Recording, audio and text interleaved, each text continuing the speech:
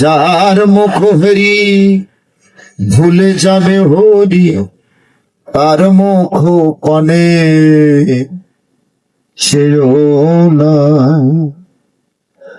যার মুখে ভাই হরি কথা নাই, তার কাছে তুমি যেও।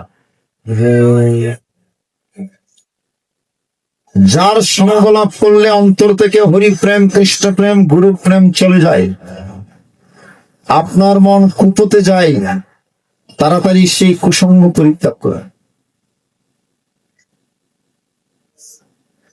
ঠাকুর বলছেন, একটা চারা গাছ রোপণ করেছেন, দামি চারা গাছ।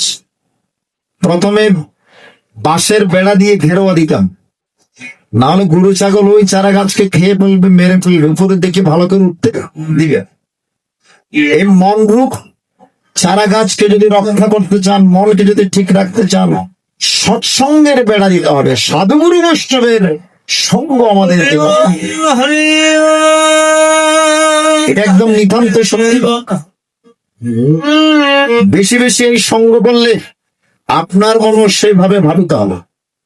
যেমন ধরুন, লোহা বেশি দিন চুম্বকের সাথে থাকলে, লোহা এবং চুম্বকের ঘর্ষণের ফলে একসময় লোহার মধ্যে কিছু কিছু চুম্বকের গুণাগুণ পরিলক্ষিত।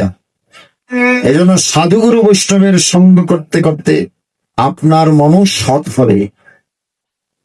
আপনার ভেতরে কখন অসৎ বুদ্ধি জাগতে পারবে।